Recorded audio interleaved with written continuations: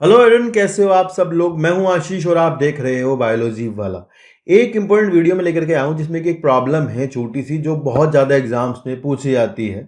काफ़ी बार पूछा गया सवाल है, गलत हो जाता है बच्चों का। बहुत आसान है, एक रूल है, उस पर बेस्ड एक क्वेश्चन है। चलिए शुरू करते हैं।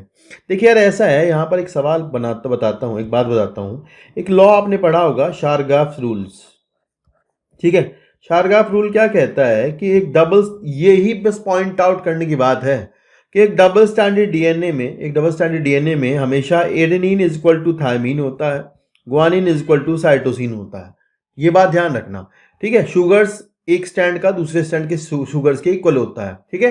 ये वाली बात पढ़ाई जाती है। तो यहां पर हम इसको ऐसे लिख सकते हैं कि ए प्लस टी अपॉन जी प्लस सी। अगर इसका हम रेशो देखें किसी डबल स्टैंडर्ड डीएनए में, तो आप ये देखिए, ये 1 आएगा क्या।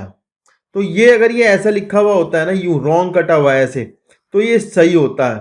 लेकिन अगर किसी डीएनए में ऐसे लिखा हो E plus G upon C plus T is equal to 1, तो ये आपका शारगाफ रूल्स होता है और ये सही होता है। ऑप्शन ये भी सही होता है इस तरह के, अगर ऑप्शन में मिलेगा तो।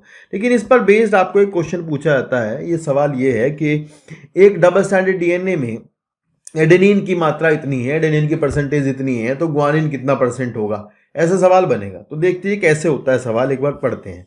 यहाँ लिखा है कि DNA was extracted from the staphylococcus bacterium and the proportion of cytosine was found to be 37%। यहाँ हमें 37% क्या दिया है, साइटोसिन दिया है। Calculate the amount of adenine, और एडेनिन बताना है। अब देखो यार, एक बात ध्यान रखना, यहाँ पॉइंट आउट करने की बात है कि स्टेफाइलोकोकस बैक्टीरियम है, और आपको पता होना चाहिए कि स्टेफाइलोकोकस के पास डबल स्टैंडर्ड डीएनए होता है। मेन बात यही है याद रखने की कि ये डबल स्टैंडर्ड डीएनए की बात हो रही है। तो इसमें कहा है कि C इज इक्वल टू जी होगा, यानी C कितना है, आपको 37% दिया है, और G भी कितना होगा, 37% होगा। समझ आई बात। और A is equal to T होगा। क्या लिखा है कि C इज 37 तो G plus C is equal to 74%। और टोटल कितना हो गया, क्योंकि 37 ये होगा, 37 ये होगा, तो टोटल कितना हो गया, 74% हो जाएगा। फिर आपका कितना बचा, 100% में से माइनस कर लो तो आपका बचा 26%। और 26% में एडेनिन इक्वल टू थायमीन होगा, तो आप 26/2 करोगे तो आपके पास आएगा 13%। तो इस तरह से आप क्या कर सकते हो, आप अमाउंट निकाल सकते हो दूसरे नाइट्रोजन बेस की जिसकी पूछी गई है। अब इसमें एक पेज फंसता है छोटा सा, ये सवाल आता है इसमें से कभी कभी कि एक सिंगल स्टैंडर्ड आरएनए में, या फिर पूछेंगे एक सिंगल स्टैंडर्ड डीएनए में।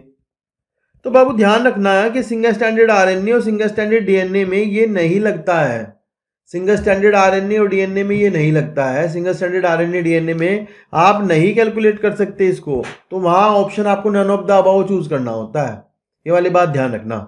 जैसे मान लो ये है ना सिंगल स्टैंडर्ड, तो यहाँ ए है, यू है, जी है, सी है, जो भी कुछ है। तो अगर मान लो यू की मात्रा दी गई है, परसेंटेज दी है, तो आप एडेनिन की थोड़ी निकाल दोगे। तो सिंगल स्टैंडर्ड में आप इसे कैलकुलेट नहीं कर सकते हो। ये वाला सवाल बहुत पूछते हैं, बच्चा उसमें भी गलत कर देता है, सिंगल स्टैंडर्ड में कैलकुलेट कर देता है। ठीक है ना। तो ये था एक इंपॉर्टेंट सवाल जो कि मॉलिक्यूलर बायोलॉजी था। ऐसे ही और बहुत सारे प्रॉब्लम्स या फिर बहुत सारी पढ़ाई के लिए चैनल के साथ बने रहना। टेक कर, बाय बाय।